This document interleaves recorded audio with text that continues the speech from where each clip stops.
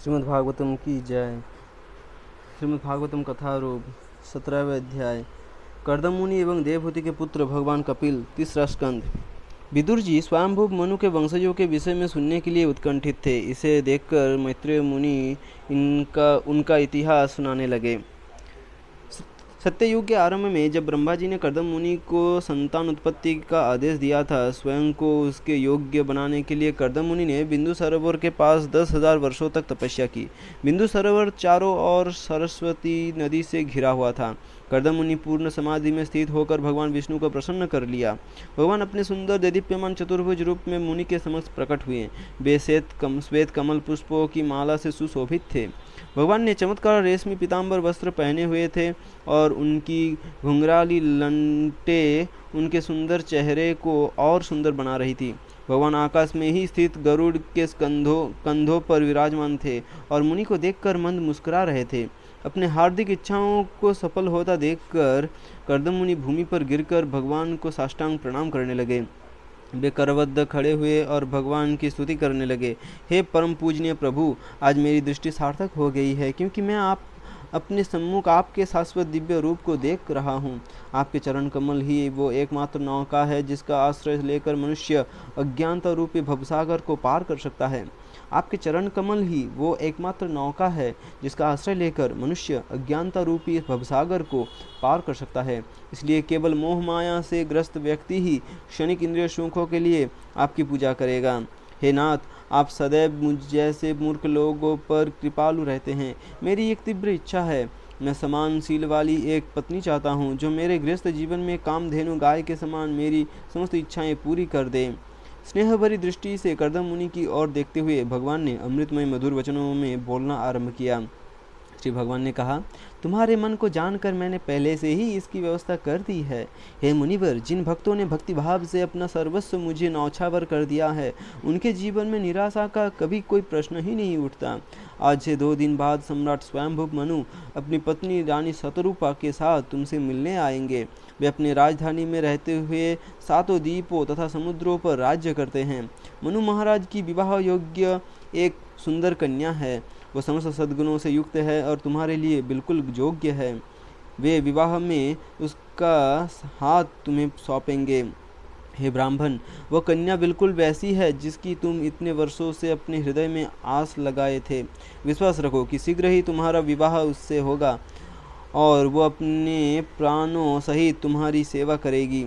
तुम्हारे वीर्य से वो 9 पुत्रियों को जन्म देगी, जिनसे भविष्य में विवाह करके महान ऋषिगण प्रजा का विस्तार करेंगे।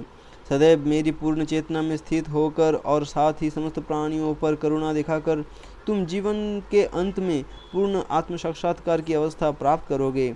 इस प्रकार तुम मुझ में स्वयं को तथा स्वयं एवं अन्य सब प्राणियों को मुझ में देख सकोगे। हे ऋषिवर, मैं तुम्हारी पत्नी के गर्भ से अपने एक अंश को भी प्रकट करूंगा और उसका पुत्र बनकर मैं उसे परम सत्य के ज्ञान का उपदेश दूंगा।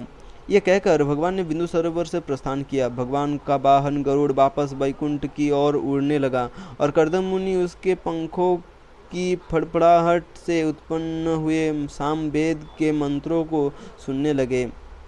कर्दम मुनि उस नियत समय की प्रतीक्षा करने लगे जिसका उल्लेख भगवान ने किया था। उसी दौरान स्वयंभुव मनु अपनी पत्नी तथा पुत्री के साथ रथारूढ़ होकर एक योग्य दामाद की खोज में निकले।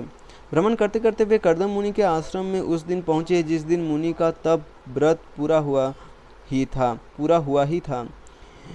बिंदु सरोवर अत्यंत पवित्र स्थान है, क्योंकि इसका जल भगवान के उन आंसुओं से युक्त है जो भगवान ने कर्दम मुनि की तपस्या को देखकर बहाए थे।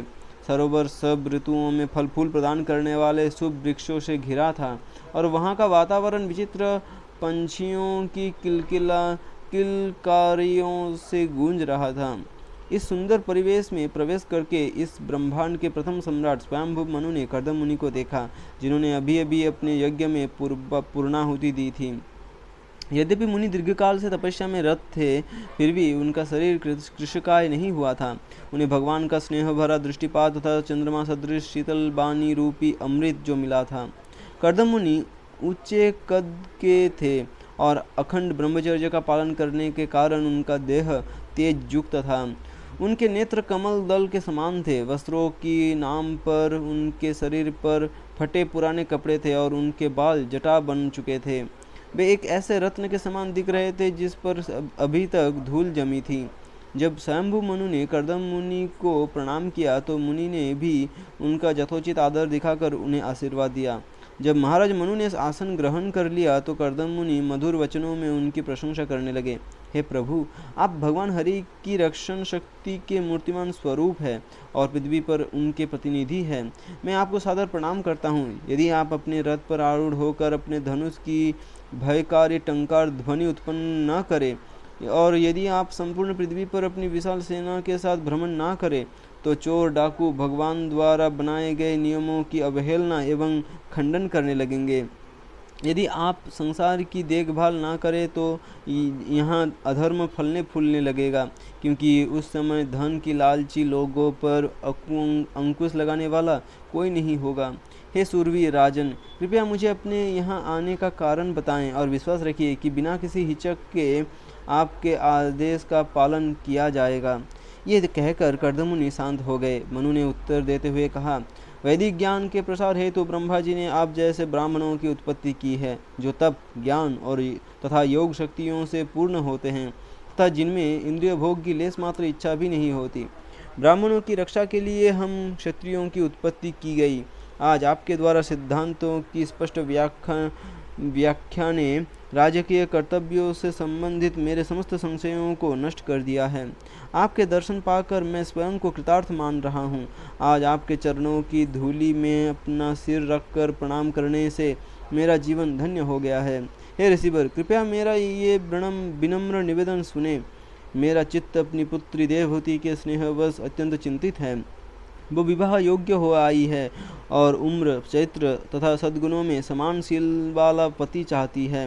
नारद मुनि से आपके चरित्र, ज्ञान, सौंदर्य तथा अन्य गुणों को सुनकर उसने मन ही मन पति रूप में आपका वरण कर लिया है, इसलिए कृपया इसे स्वीकार करें।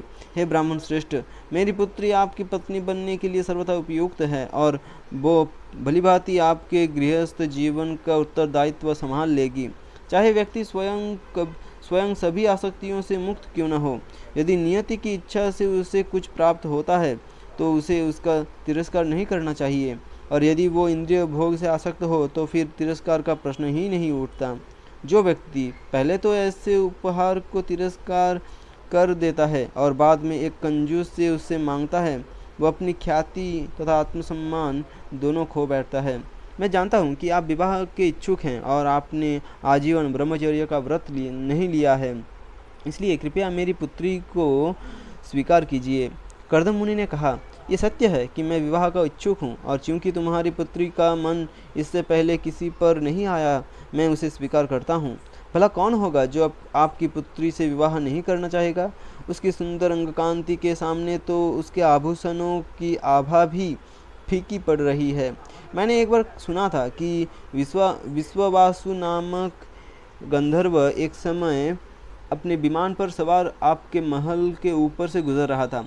आपकी पुत्री को गेंद के साथ छत पर खेलते देखकर उसका चित्त इतना सम्मोहित हो गया कि वो अपने विमान से नीचे गिर पड़ा। निश्चित ही मैं इस सती कन्या को पत्नी रूप में स्वीकार करूंगा, परंतु मेरी एक शर्त होगी।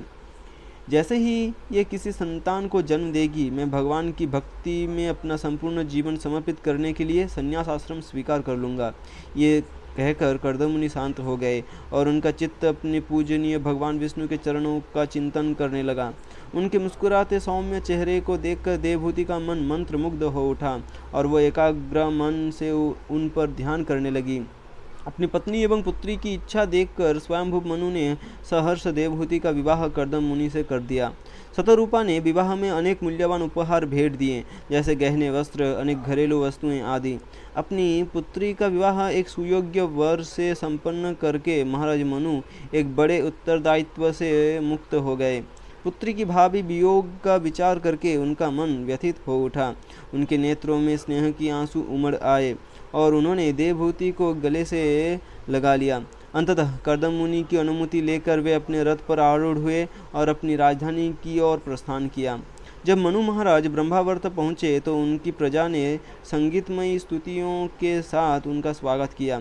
इस नगरी को बरहिस्मती भी कहा जाता था, क्योंकि यहीं भगवान वराह ने अपने शरीर को झटका था और उनके शरीर से गिरने वाले बाल पूसा एवं कासा घास में परिवर्तित हो गए थे। अपने अपनी प्रजा के अभिनंदन को स्वीकार करके मनु ने अपने राजमहल में प्रवेश किया, जो भौतिक जगत के त्रितापों से मुक्त कर देने वाले वातावरण से युक्त था। वहाँ महाराज मनु ने अपनी पत्नी एवं प्रजा के साथ धर्मानुसार राज्य का सुख उपभोग किया और प्रतिदिन प्रातः वे प्रेम भरे हृदय के साथ भगवान की लीलाओं का श्रवण किया करते थे।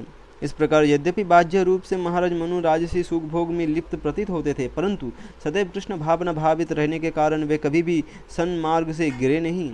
फलस्वरूप इकहत्तर युग चक्र जितना उनका दीर्घ जीवन व्यर्थ नहीं गया। सदैव भगवान की लीलाओं के श्रवण कीर्तन तथा स्मरण में मग्न रहने के कारण वे अपने इस भौतिक शरीर को त्याग कर भगवान के धाम लौट गए। अपने माता पिता के जाने के बाद देवहूति प्रेम पूर्वक अपने पति की सेवा करने लगी। पति की प्रत्येक इच्छा को समझते हुए वह घनिष्ठता और आदरपूर्वक उनके साथ व्यवहार करती।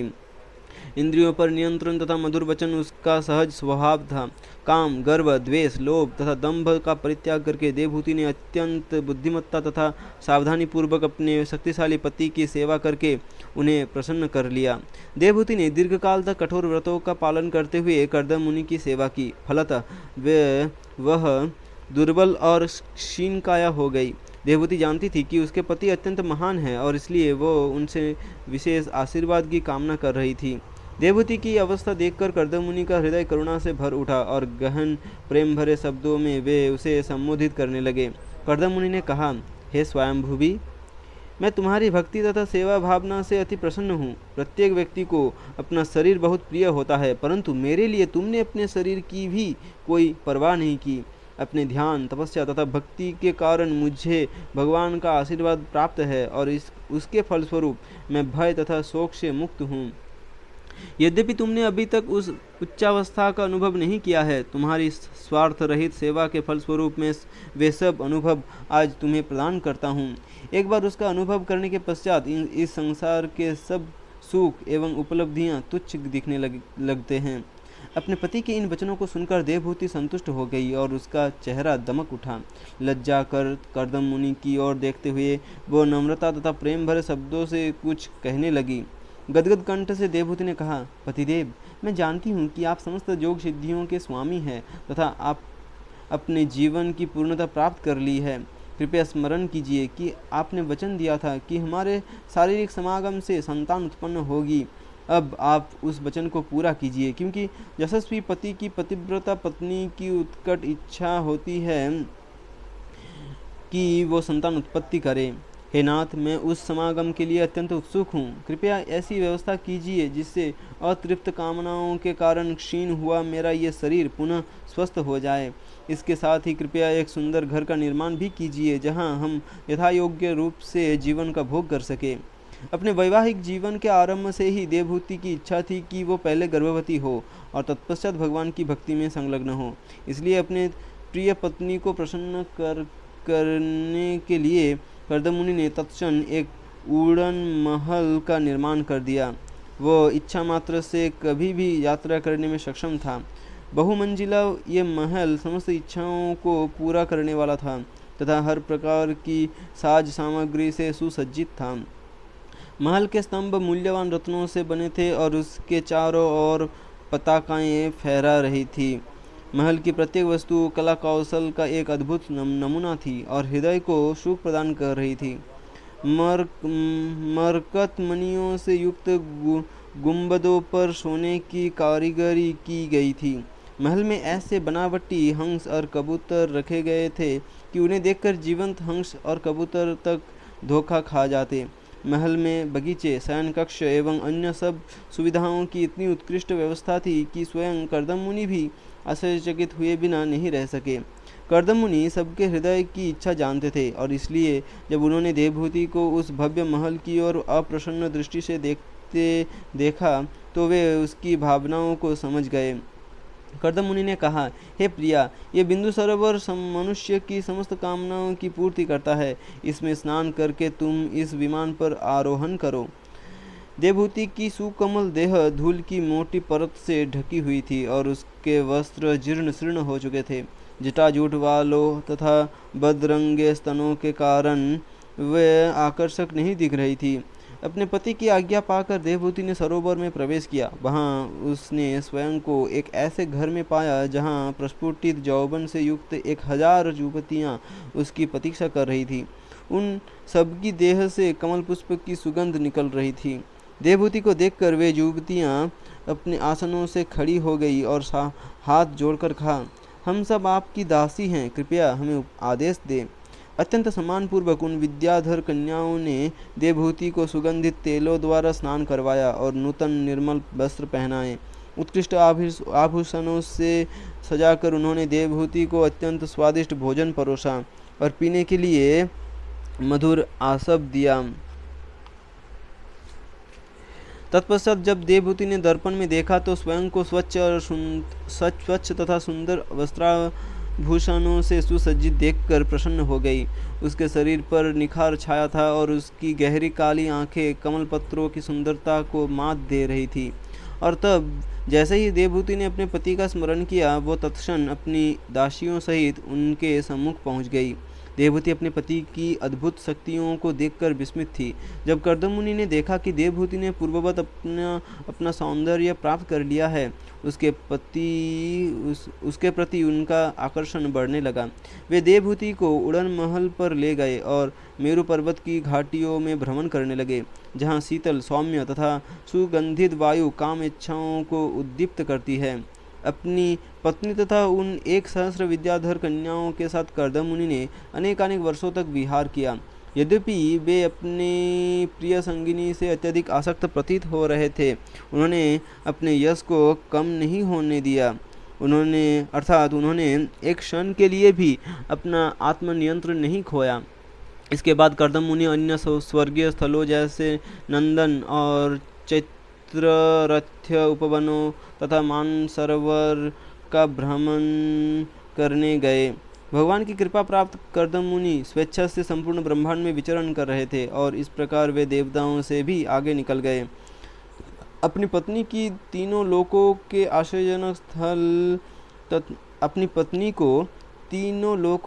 आश्चर्यजनक स्थल तथा वस्तुएं दिखाकर कर्दम मुनि अपने आश्रम में लौट आए और काम सुख के लिए उत्कंठित देवहूति को संतुष्ट करने के लिए 9 रूपों में अपना विस्तार किया। उस उड़न महल में रहते हुए कर्दम मुनि तथा देवहूति एक ऐसे उत्कृष्ट बिस्तर पर लेटे थे जो उनकी काम इच्छाओं को उत्तेजित कर रहा था।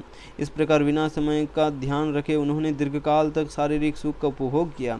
इस प्रकार 100 वर्ष ऐसे बीत गए मानो एक क्षण हो।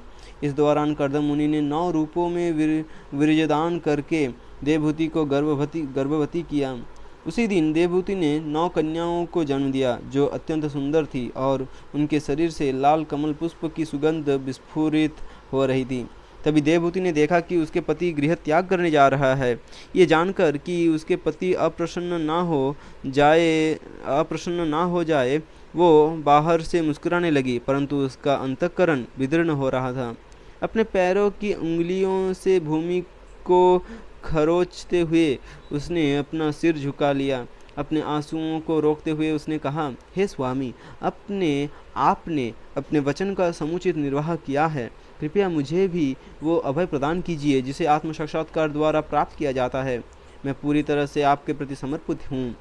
हे ब्राह्मण, जब हमारी पुत्रियां विवाह के पश्चात अपने अपने घर चली जाएंगी तो उस समय आपकी अनुपस्थिति में कौन मेरा शोक दूर करेगा। आपके परम भाव से अनजान मैंने अब तक अपना सारा समय केवल इंद्रिय भोग में ही व्यर्थ गवा दिया, परंतु कम से कम मैंने आप जैसे साधु के प्रति प्रेम तो विकसित कर लिया है।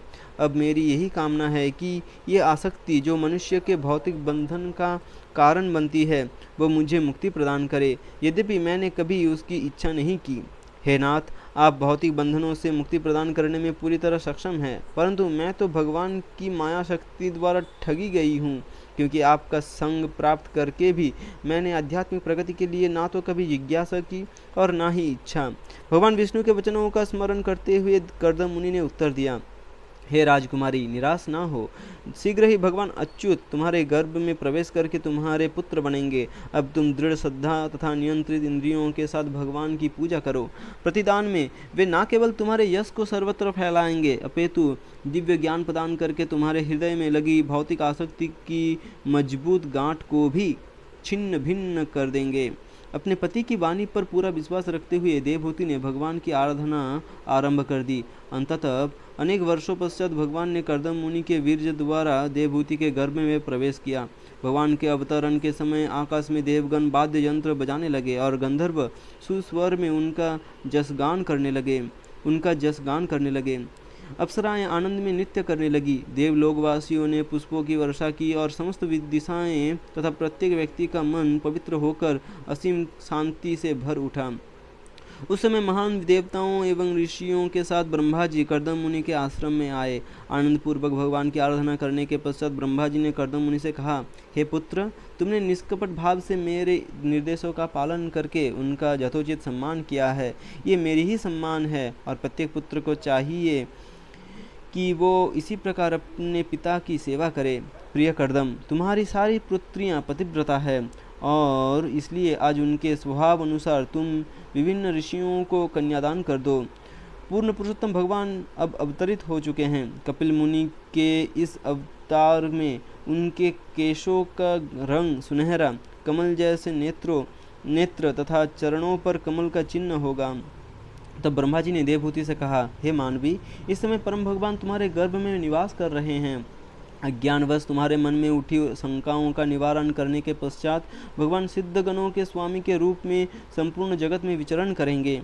यह कहकर ब्रह्मा जी 4 कुमारों तथा नारद मुनि के साथ अपने धाम को लौट आए। ब्रह्मा जी के आदेशानुसार कर्दम मुनि ने कला का विवाह मरीचि से, अनुसुआ का अत्रि से, श्रद्धा का अंगिरा से, हबीरभू का पुलस्त्य से, गति का पुलह से, क्रिया का क्रतु से, ख्याति का भृगु से, अरुंधति का वशिष्ठ से तथा शांति का विवाह अथर्वा से किया। तत्पश्चात कर्दम मुनि की अनुमति लेकर ये सब महान ऋषिगण सहर्ष अपने आश्रमों को लौट आए।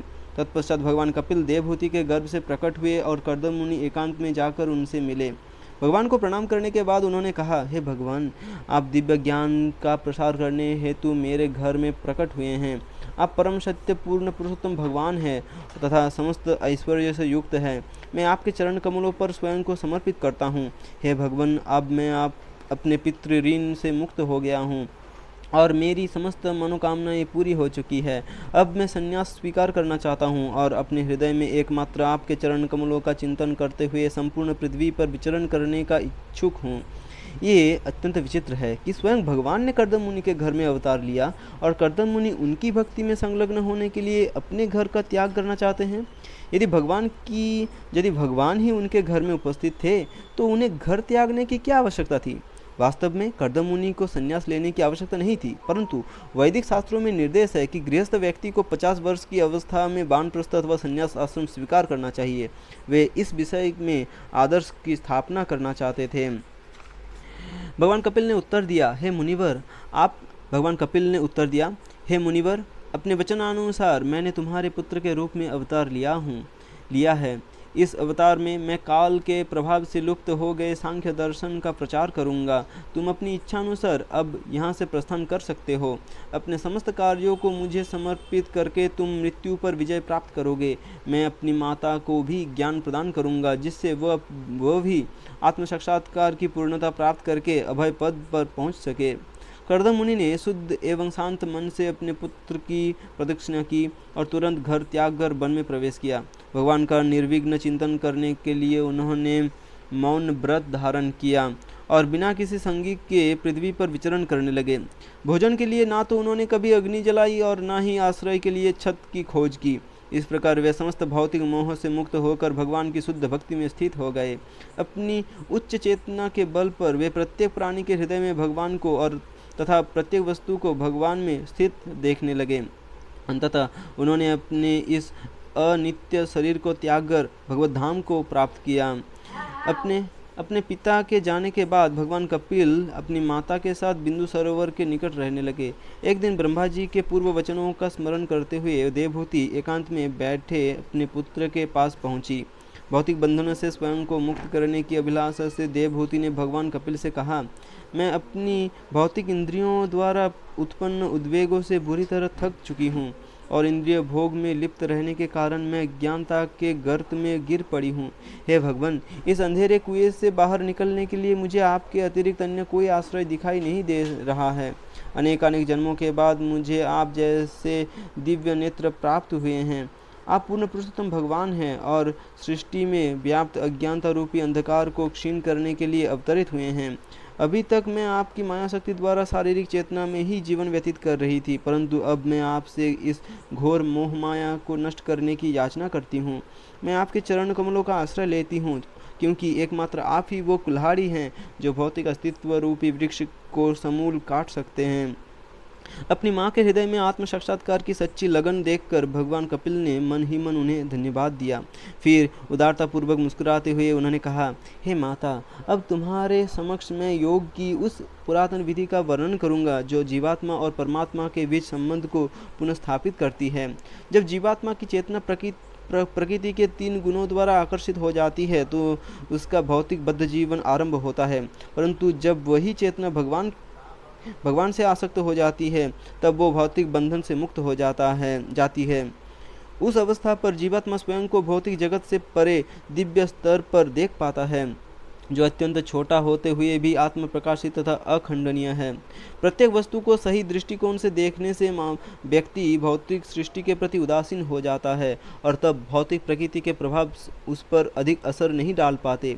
यौगिक पूर्णता के इस स्तर को भक्ति द्वारा प्राप्त किया जा सकता है और इसलिए भक्ति ही एकमात्र पुण्य प्रदान करने वाला पथ है। प्रत्येक व्यक्ति जानता है कि भौतिक आसक्तियां आत्मा के लिए जटिल बंधन का कारण है, परंतु यदि हम उन्हीं आसक्तियों को शुद्ध भक्तों की ओर मोड़ देते हैं तो हमारी मुक्ति का मार्ग खुल जाता है। ऐसे साधु सदैव सहनशील, दयालु तथा समस्त जीवों के सुहृद होते हैं। वे अजातशत्रु, सदैव शांत और शास्त्रों के नियमों का पालन करते हैं। वास्तव में वे समस्त सद्गुणों से युक्त होते हैं।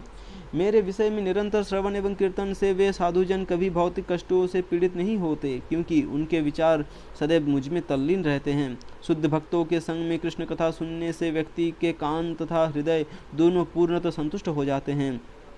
इस संग में प्राप्त उच्च रस से भक्त श्रद्धा एवं भक्ति सहित अपना सर्वस्व मेरे प्रति नौछावर करने के लिए आकर्षित होता है।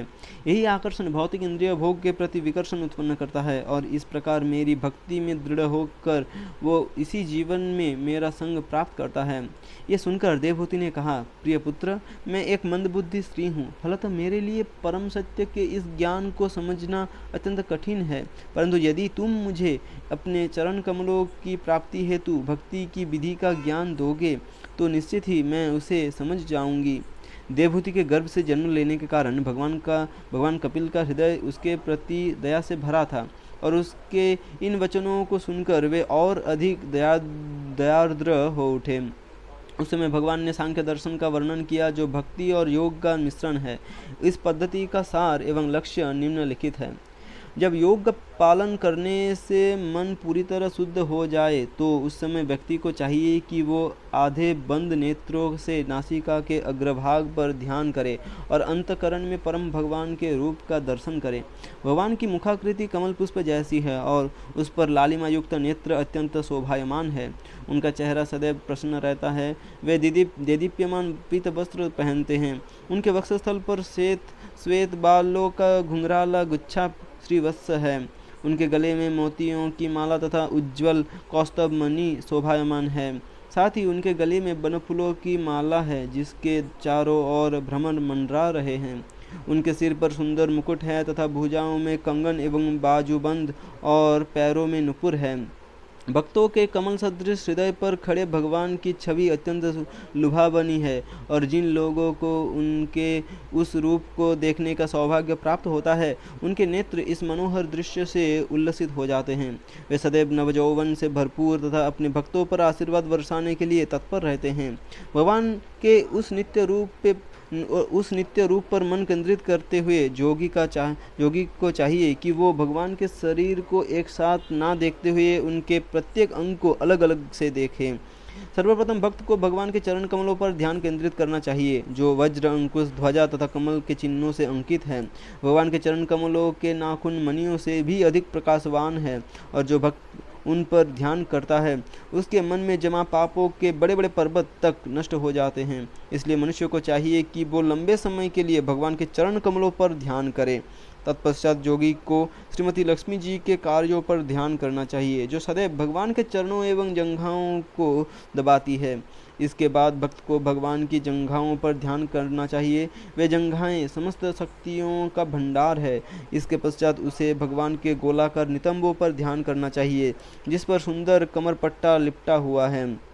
इसके बाद योगी को भगवान की चंद्र सदृश नाभि पर ध्यान करना चाहिए, जिससे इस ब्रह्मांड का जन्म हुआ है। तदोपरांत योगी को भगवान के स्तनों पर ध्यान करना चाहिए, जो उत्कृष्ट मरकत मणियों की एक जोड़ी प्रतीत होती है। इसके पश्चात उसे भगवान के वक्षस्थल पर ध्यान करना चाहिए, जो महालक्ष्मी का निवास स्थान है तथा मन एवं नेत्रों को समस्त दिव्य आनंद प्रदान करने का स्रोत है।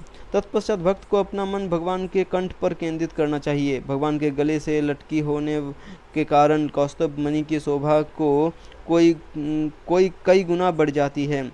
तब योगी को भगवान की चार भुजाओं पर ध्यान करना चाहिए, जिनसे शक्ति प्राप्त करके देवगण सृष्टि के विभिन्न कार्यों का संचालन कर पाते हैं। इसके बाद योगी को भगवान के आभूषणों पर ध्यान करना चाहिए, जो क्षीर सागर मंथन के दौरान मंदार पर्वत से घर्षित होने के कारण और अधिक प्रकाशवान बन गए थे। तत्पश्चात भक्त को भगवान के मुख कमल पर ध्यान करना चाहिए। उनकी नासिका अत्यंत सुंदर है और उनके कानों में स्फटिक के मकराकृति कुंडल कपोलों पर लटकते हुए अपनी आभा बिखरते हैं। भगवान का सुंदर चेहरा काले घुंघराले बालों से सुशोभित है तथा कमल पत्तों जैसी आंखों एवं नृत्य करती भ्रुकुटियों से सजा हुआ है। इसके पश्चात योगी को पूर्ण भक्तिभाव से भगवान की दया भरी दृष्टि पर ध्यान करना चाहिए। बारंबार पड़ने वाली भगवान की दृष्टि भौतिक जीवन के सर्वाधिक भयकारी कष्टों का निवारण करती है। प्रेम भरी मुस्कान से युक्त भगवान की दृष्टि प्रचुर दया से भरी होती है। योगी को भगवान की उस उदार मुस्कान पर ध्यान करना चाहिए, जो अत्यधिक शोक से उत्पन्न आंसुओं के समुद्र को सुखा देती है। उसे भगवान की धनुषाकृति भुवों पर भी ध्यान करना चाहिए, क्योंकि वे योगियों के हृदय में बैठे कामदेव को आकर्षित करती है। तत्पश्चात प्रेम एवं भक्ति पूरित हृदय के साथ भक्त को भगवान विष्णु की हंसी पर ध्यान करना चाहिए, जो अत्यंत मनोहारी है। जिस समय भगवान हंसते हैं उस समय चमेली के फूलों के समान उनके होठों दांत उनके होठों की लालिमा लिए अत्यंत सुंदर प्रतीत होते हैं। इस रूप को हृदय में धारण करके योगी को अन्य सब कुछ देखने की इच्छा त्याग देनी चाहिए। ध्यान की इस पद्धति के अनुसरण द्वारा योगी धीरे धीरे भगवान के प्रति विशुद्ध आसक्ति विकसित करता है। अति उल्लास में उसके शरीर में रोमांच होने लगता है और भगवान के प्रति उत्कट प्रेमवश वो अपनी आंखों से निरंतर प्रवाहित होने वाली अश्रुधाराओं से स्नान करता रहता है। समाधि में तल्लीन ऐसे योगी के शरीर की देखभाल स्वयं भगवान करते हैं। योगी इस बात पर ध्यान नहीं देता कि उसका शरीर किस प्रकार कार्य कर रहा है, और यदि वो ध्यान भी देता है तो उसके लिए वे कार्य स्वप्न में किए गए कार्यों जैसे होते हैं। देवहूति ने कहा, हे भगवान, कृपया जन्म मृत्यु के आवागमन की विधि का विस्तार पूर्वक वर्णन करें, क्योंकि इन समस्याओं को सुनकर हम शारीरिक जीवन की गतिविधियों से अनासक्त हो सकते हैं। उत्तर में भगवान कपिल जीवात्माओं के विभिन्न कार्यकलापों तथा उनके कर्मफलों का वर्णन करते हैं। जिस प्रकार एक विशाल बादल उसे उड़ाकर ले जा रही प्रचंड वायु की शक्ति को नहीं समझ पाता, उसी प्रकार भौतिक चेतना में तल्लीन व्यक्ति प्रबल काल के अदम्य प्रवाह से अनभिज्ञ उसमें बहता चला जाता है। ऐसा भौतिकवादी व्यक्ति तथाकथित सुख प्राप्त करने के लिए कठोर परिश्रम द्वारा जिन वस्तुओं का निर्माण करता है, काल रूप में भगवान उन्हें विनष्ट कर देते हैं। इस प्रकार उसका जीवन सदा शोक युक्त रहता है। वो अपने इस शरीर और शारीरिक संबंधों को स्थायी मानता है, और चाहे वो किसी भी योनि अथवा नरक में क्यों न चला जाए, वहाँ मिली परिस्थितियों में संतुष्ट रहता हुआ वो कभी भी उनसे मुक्त होने की इच्छा नहीं करता। अपने शरीर, पत्नी, बच्चों आदि के साथ गहरी जमी आसक्ति के कारण वह जीवन की प्रत्येक अवस्था में संतोष का अनुभव करता है। निरंतर चिंताग्नि से दहकता हुआ ऐसा मूर्ख व्यक्ति अपने परिवार पालन हेतु अनेक दुष्कर्म करता है और कभी ना पूरी होने वाले कामनाओं को हृदय में संजोता है। वह एकांत स्थान में अपनी स्त्री के आलिंगन एवं उससे बातचीत का सुख लेता है। वह अपना हृदय और इंद्रियां उस स्त्री के हवाले कर देता है जो मायावश उसे सम्मोहित रखती है। ऐसा वशीकृत गृहस्थ अपने छोटे बच्चों की तुतलाती बोली से मंत्रमुग्ध हो जाता है और राजनीति तथा कूटनीतियों से भरे पारिवारिक जीवन में बंध जाता है। जीवन के कष्टों और समस्याओं से लड़ने के प्रयास में वो झूठ, धोखे अथवा हिंसा द्वारा धन उपार्जन करता है। पाप के बल पर कमाए अधिकांश धन को वो अपने परिवार पर खर्च करता है और स्वयं बहुत कम ही भोग पाता है। अंततः इन पापों के फलस्वरूप वो नरक का भागी बनता है। अपने व्यापार में बार विफल होने पर वह अंततः मांगो, उधार लो या चोरी करो की नीति अपनाता है और अपने परिवार एवं सामाजिक प्रतिष्ठा को बनाए रखने के लिए सब कुछ करने के लिए तैयार हो जाता है। और यदि वो इसमें भी असफल रहता है तो निरंतर शोक एवं चिंता के कारण वो अपने शरीर की सुंदरता खो बैठता है। परिवार का भरण पोषण करने में उसकी अक्षमता को देखकर उसकी पत्नी एवं अन्य परिवार वाले उसका आदर सम्मान करना छोड़ देते हैं। उसकी स्थिति उस बैल जैसी हो जाती है जो बूढ़ा होने पर अपने कृपण मालिक की उपेक्षा का पात्र बन जाता है। एक समय वो जिन लोगों का पालन किया करता था आज वो उन्हीं के समक्ष लाचार हो जाता है, परंतु फिर भी उसके मन में इस गृहस्थ जीवन के प्रति वैराग्य उत्पन्न नहीं होता। अंततः वृद्धावस्था के कारण उसका शरीर विकृत हो जाता है और वो मृत्यु की प्रतीक्षा करने लगता है। घर में रहता हुआ वो पालतू कुत्ते के समान दूसरों की जूठन पर पलता है और नाना रोगों से ग्रस्त हो जाता है। उसकी जठराग्नि मंद पड़ जाती है। बुढ़ापे के कारण वो ना तो अधिक खा पाता है और ना ही कुछ कार्य कर पाता है। उसकी आंखें अपने कूपों से बाहर निकलने लगती है। आंतरिक बात का दबाव तथा कफ बढ़ने से उसे सांसें लेने में कठिनाई होती है और श्वास अंदर बाहर करते हुए वह घुर्र घुर्र की आवाज़ करता है। इस प्रकार अंततः वो मृत्यु की दहलीज पर पहुंचता है। उसके परिजन एवं संबंधी उसकी मृत्यु सज्जा के चारों ओर एकत्र होते हैं। यद्यपि वो उन्हें कुछ अंतिम निर्देश देना चाहता है, परंतु आवाज़ ना निकल पाने के कारण वो निराश हो जाता है तथा असहनीय पीड़ा से अचेत होकर अपने प्राण त्याग देता है। मृत्यु के समय वो जमदूतों को देखता है जो क्रोधित मुद्राओं में उसके सामने खड़े होते हैं। भयभीत हो वो मल मूत्र विसर्जन करने लगता है। जिस प्रकार पुलिस अपराधी को पकड़ती है उसी प्रकार ये जमदूत पाप और इंद्रिय भोग में लिप्त इस व्यक्ति को बांधकर ले जाते हैं। उसकी गर्दन को मजबूत रस्सियों से कसकर वे उसे दंडित करने के लिए उसके सूक्ष्म शरीर को ले जाते हैं। यमदूतों द्वारा इस प्रकार ले जाए जाते उस समय उसके हाथ कांपने लगते हैं और अपने पूर्व पाप कर्मों का स्मरण कर करके वो शोक संतप्त हो जाता है। आग उगलते प्रचंड सूर्य के तेज प्रकाश में उसे तप्त रेतीली भूमि पर नंगे पैर चलाया जाता है और मार्ग के दोनों ओर वनाग्नि जल रही होती है। कुत्ते उसे निरंतर काटते रहते हैं। जैसे ही थकने से उसकी गति धीमी पड़ती है, यमदूत उसकी पीठ पर कोड़ों से वार करते हैं। अत्यधिक भूख और प्यास से त्रस्त उस पापी को ना तो पीने का पानी और ना ही मार्ग पर कोई विश्राम स्थल मिलता है।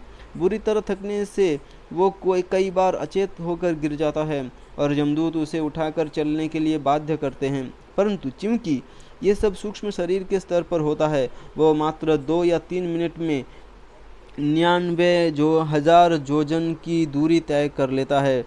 वो मात्र 2 या 3 मिनट में 99,000 जोजन की दूरी तय कर लेता है। यमराज सम्मुख प्रस्तुत करने के पश्चात उस पापी को तुरंत निर्धारित यंत्रणाओं द्वारा दंडित करना आरंभ किया जाता है। उसे दहकती लकड़ियों के बीच रखा जाता है जिससे उसके अंगों में आग लग सके। कई बार उसे अपने ही मांस खाने के लिए दिया जाता है अथवा उसे अन्यों का खिलाया जाता है। कुत्ते और गीदड़ उसकी आंतों को निकाल कर खाने लगते हैं, परंतु वो उस दृश्य को देखने के लिए जीवित रहता है। सांप, बिच्छू, मकड़ियाँ और मच्छर उसे काट कर यातनाएं देते हैं। कई बार उसके अंगों को काट दिया जाता है अथवा हाथियों द्वारा कुचलवाया जाता है। उसे पर्वतों की चोटियों से फेंका जाता है, गुफाओं में बंद अथवा पानी के नीचे रखा जाता है। विशेषतः जिन लोगों अपने जीवन में अवैध शारीरिक संबंधों का सुख भोगा है, उन्हें तामिश्र, अंधतामिश्र और रौरव नामक अत्यंत कष्टदायक नरकों में डाला जाता है। अपना शरीर त्यागने के पश्चात पापी व्यक्ति सर्वाधिक तमोगुनी नरकों की यात्रा करता है और दूसरों में द्वेष करते हुए उसने जो धन संपत्ति अर्जित की थी वो सब यहीं रह जाती है। नरक में दुख भोगने के पश्चात उसे निम्न योनियों के एक पूर्व निर्धारित क्रम से गुजरकर अपने पापों का क्षय करना पड़ता है।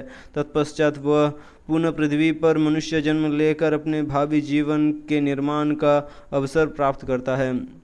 दैव व्यवस्था तथा अपने कर्मों के अनुसार वह जीवात्मा पुरुष के वीर्य द्वारा माता के गर्भ में प्रवेश करके एक विशिष्ट शरीर प्राप्त करता है। पहली रात्रि वीर्य और अंडाणु मिश्रित होते हैं और 5वें दिन वह मिश्रण एक बुलबुले का रूप लेता है। 10वें दिन तक वो मांस के एक छोटे लोथड़े में परिवर्तित हो जाता है और पहले महीने के अंत तक सिर का निर्माण होता है। 2 महीने पश्चात हाथ और पैरों की उंगलियां, बाल, हड्डियां और त्वचा के साथ शरीर के 9 द्वार प्रकट होने लगते हैं। 4 महीने के अंत तक में शरीर के 7 महत्वपूर्ण घटक उत्पन्न हो जाते हैं: त्वचा, रक्त, मांस, चर्बी, हड्डी, मज्जा और वीर्य। 5 महीने पश्चात वो भूख प्यास का अनुभव करने लगता है और 6 महीने के अंत तक भ्रूण यदि नर है तो गर्भ की दाईं और मादा है तो बाईं ओर खिसकना आरंभ करता है। भ्रूण माता द्वारा खाए पिए गए भोजन को गर्भनाल द्वारा प्राप्त करके अपना पोषण करता है। इस दौरान वह शिशु अत्यंत दयनीय अवस्था में रहता है। उसके चारों ओर अनेक प्रकार की कीटाणुओं की बस्ती पनप रही होती है तथा वह मलमूत्र से लिपटा रहता है। इन भूखे कीटाणुओं द्वारा उसका सुकोमल शरीर काटा जाता है और इस प्रकार अत्यधिक पीड़ा का अनुभव करते हुए वो बारंबार अचेत होता रहता है। जब माँ अत्यधिक कड़वा, तीखा, नमकीन और खट्टा भोजन करती है तो शिशु असहनीय वेदना से पीड़ित होता है। गर्भ की सबसे भीतरी झिल्ली में स्थित तथा माता की आंतों से घिरा वह शिशु अत्यंत कष्टदायक स्थिति का अनुभव करता है। उसका सिर उसके पेट की तरफ मुड़ा होता है तथा उसकी झुकी पीठ और गर्दन उसे एक धनुष का आकार दे देती है। पूरी तरह लाचार वो जन्म से 1 सप्ताह पूर्व विभिन्न वायु द्वारा नीचे की ओर धकेले जाने लगता है। यदि वह सौभाग्यशाली है तो उसे अपने पिछले 100 जन्मों में भोगे गए कष्टों की स्मृति प्रदान की जाती है, जिसके कारण वह अत्यधिक शोक करने लगता है। 7वें महीने में उसकी चेतना का विकास हो जाता है और वो हाथ जोड़कर भगवान से प्रार्थना करता है, हे भगवान, मैं आपकी शरण स्वीकार करता हूँ। आप ही ने मुझे इस विकट परिस्थिति में डाला है और यदि आप चाहें तो आप मुझे इससे उबार भी सकते हैं। हे भगवान, आपके साथ अपने संबंध को भूलने के कारण मैं भौतिक प्रकृति के मजबूत बंधनों में जकड़ा गया हूँ और इसके फलस्वरूप मुझे बारंबार जन्म मृत्यु के चक्र से गुजरते हुए कठोर संघर्ष करना पड़ रहा है। माया अति बलवान है और आपकी कृपा के बिना मैं किस प्रकार आपकी भक्ति में संलग्न हो सकता हूँ। इसलिए अब मैं आपकी शरणागति स्वीकार करता हूँ। माता के गर्भ के भीतर मैं इस रक्त और मलमूत्र के गर्त में गिरा पड़ा हूँ और उसकी जठराग्नि मेरे कोमल शरीर को झुलसा रही है। यहाँ से बाहर निकलने के लिए बहुत आतुर हूँ। उस दिन की प्रतीक्षा करते हुए मैं यही विचार करता रहता हूँ, हे भगवान, मैं अभागा इस कैद से कब मुक्त होऊंगा। हे प्रभु, यदि मैं केवल 10 महीने का हूँ फिर भी यद्यपि मैं केवल 10 महीने का हूँ फिर भी आपकी कृपा से मुझे बुद्धि प्राप्त हुई है।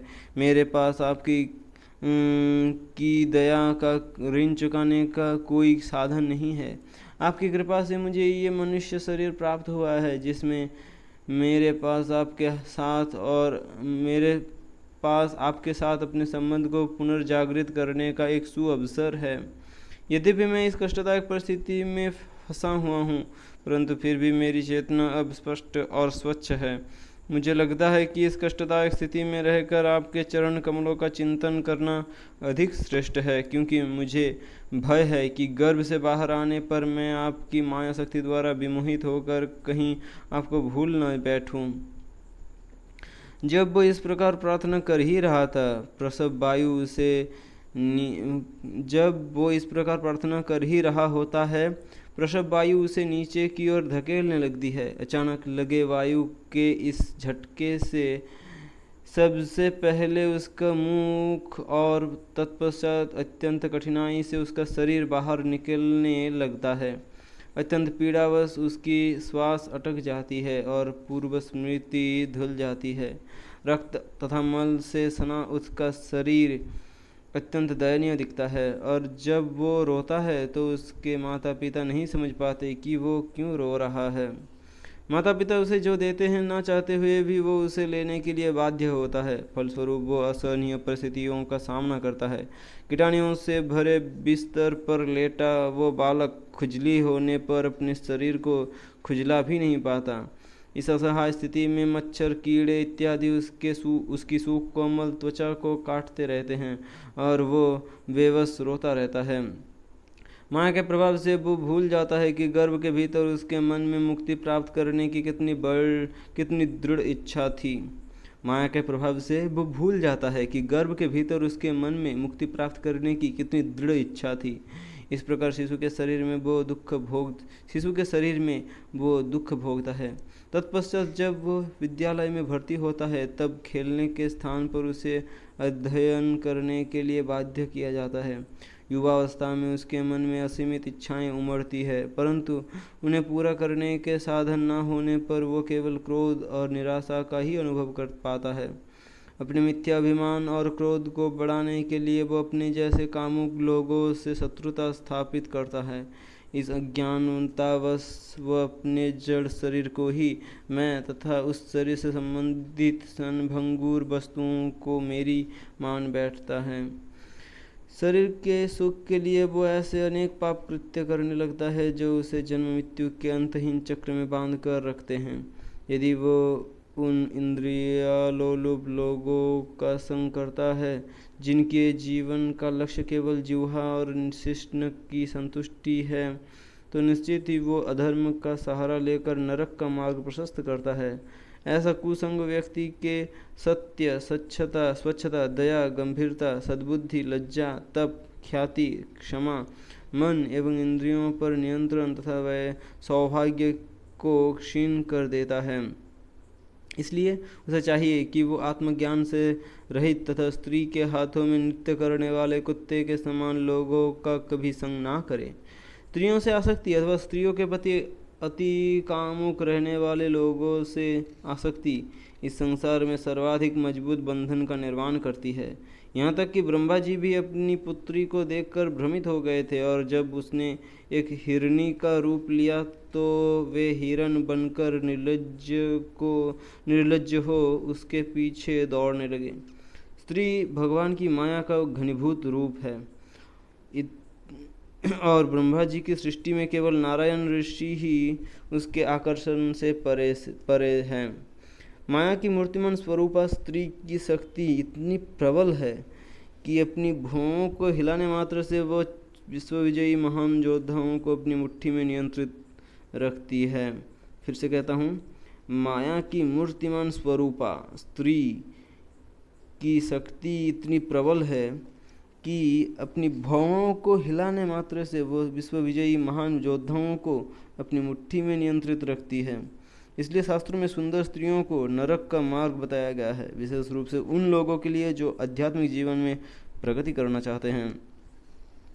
भगवान कपिल के मुख से ये उपदेश सुनकर देवहूति अपनी अज्ञानता से मुक्त हो गई। उसने भगवान को प्रणाम किया और निम्नलिखित स्तुतियों द्वारा अपने पुत्र को संतुष्ट किया। देवहूति ने कहा, हे भगवान, यद्यपि आप पूर्ण पुरुषोत्तम भगवान हैं, परंतु फिर भी आपने मेरे गर्भ से जन्म लिया है। क्योंकि प्रलय के समय ये संपूर्ण सृष्टि आपके उदर में सिमट जाती है। ये आश्चर्य की बात है कि आप मेरे उदर में समाये हुए थे, परंतु ये बिल्कुल संभव है। प्रलय के समय आप एक छोटे शिशु के रूप में वटवृक्ष के पत्ते पर लेट जाते हैं और स्वयं अपने ही चरण कमल के अंगूठे को चूसते हैं। दूसरे शब्दों में, आप जैसा चाहे वैसा व्यवहार करने के लिए पूरी तरह स्वच्छंद है। हे भगवान, यदि चंडाल के परिवार में जन्मा व्यक्ति एक बार आपके पवित्र नाम का उच्चारण करता है, आपकी महिमाओं का गान करता है, आपको प्रणाम करता है अथवा आपका स्मरण करता है, वह तुरंत वैदिक यज्ञ करने की योग्यता प्राप्त कर लेता है। फिर उन लोगों का क्या कहना जो आप अपनी आँखों से प्रत्यक्ष आपके दर्शन करके असीमित आध्यात्मिक प्रगति करते हैं। वे कितने यशस्वी हैं जिनकी जीभ निरंतर आपके पवित्र नाम कीर्तन में रत रहती है। ऐसे लोग चाहे स्वपचो कुत्ते खाने वालों के परिवार में भी क्यों न जन्म ले, वे पूजनीय हैं। आपके नाम कीर्तन में रत उन लोगों ने अपने पूर्व जन्मों में सब प्रकार के तप, यज्ञ, स्नान, वेद अध्ययन तथा आर्यों के अन्य समस्त सद्व्यवहार का लाभ अर्जित कर लिया है। देवहूति की स्तुति से भगवान कपिल प्रसन्न हो गए। गंभीर वाणी में संबोधित करते हुए उन्होंने कहा, माते, आत्म साक्षात्कार के जिस मार्ग का वर्णन मैंने तुम्हारे समक्ष किया है वह अत्यंत सरल है और उसका अनुगमन करके आप इसी शरीर में रहते हुए शीघ्र ही मुक्त हो जाएंगी और शरीर त्यागने के पश्चात आप मेरे सनातन धाम वैकुंठ में प्रवेश करेंगी। ये कहकर भगवान कपिल ने अपनी माता की अनुमति ली और वहाँ से प्रस्थान किया। उनका उद्देश्य पूरा हो चुका था। देवहूति कर्दम मुनि के आश्रम में रहती हुई भक्तिभाव से भगवान पर ध्यान करने लगी। प्रतिदिन 3 बार स्नान करने से कुछ ही समय में उसके बाल सफ़ेद हो गए और कठोर तप के कारण उसकी देह दुर्बल हो गई। अपनी रमणीय सुंदरता के कारण कर्दम मुनि का आश्रम सरस्वती नदी का पुष्प मुकुट माना जाता था। यहाँ तक कि देवगण भी कर्दम मुनि की योग सिद्धियों तथा ऐश्वर्य से ईर्ष्या करते थे। कर्दम मुनि के महल में पलंग सोने के, कुर्सियाँ हाथी दांत की बनी थी। उन पर बिछे कपड़ों पर सोने की जरी हुई थी। दीवारों सर्वोत्कृष्ट संगमरमर से बनी थी और उनमें बहुमूल्य रत्न जड़े थे। उन रत्नों से टकराकर इतना प्रकाश प्रस्फुटित होता था कि कृत्रिम प्रकाश की कोई आवश्यकता नहीं रहती।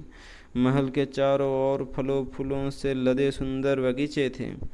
जब देवहूति इन बगीचों में बने कमल सरोवरों में स्नान करने के लिए प्रवेश करती थी तो गंधर्वगण कर्दम मुनि का यश गानने लगते थे। परंतु इतना सुख और ऐश्वर्य होते हुए भी देवहूति ने सब त्याग दिया और जीर्ण वस्त्र धारण किए। उसके मन में केवल एक ही पुत्र वियोग का शोक था। परंतु चूंकि उनके पुत्र स्वयं भगवान थे, वो शोक भौतिक न होकर दिव्य स्तर पर था। उस वियोग की अवस्था में वो सदैव उन पर ध्यान करती। देवहूति ने भगवान कपिल के उपदेशों का पालन किया और सहजता से समस्त भौतिक आसक्ति त्याग दी। उसका हृदय निर्मल हो चुका था और अब वो भौतिक बंधनों के कष्टों से पूर्णतः मुक्त थी। समाधि के आनंद में सराबोर वो अपने जड़ शरीर को उसी प्रकार भूल गई जिस प्रकार स्वप्न देखते समय व्यक्ति अपने शरीर को भूल जाता है। परंतु कर्दम मुनि द्वारा निर्मित विद्याधर कन्याएं देवहूति की सब आवश्यकताओं को देख रही थी और चूंकि वो चिंताओं से मुक्त थी, वो कृशकाय नहीं हुई। अंततः देवहूति ने सिद्धपद नाम से विख्यात कर्दम मुनि के उस आश्रम में अपना पार्थिव शरीर त्याग दिया और वैकुंठ गमन किया। उसके शरीर के तत्व पिघलकर नदी में विलीन हो गए और इस प्रकार वह नदी और अधिक पावन हो गई। उधर अपना घर त्यागने के पश्चात भगवान कपिल उत्तर पूर्व की ओर निकल पड़े। मार्ग में अप्सराएं, गंधर्व, चारण तथा अन्य देवगण उनका यश कीर्तन गाने लगे। कुछ समय पश्चात दिशा बदलकर भगवान कपिल गंगा सागर पहुँचे, जहाँ गंगा नदी बंगाल की खाड़ी में मिलती है। उस स्थान पर समुद्र ने भगवान को एक निवास स्थान प्रदान किया, जहाँ तक यहाँ तक कि आज भी कपिल मुनि वहाँ समाधि में लीन विराजमान है और सांख्य दर्शन के महान आचार्यों द्वारा पूजित हैं। हरे कृष्ण।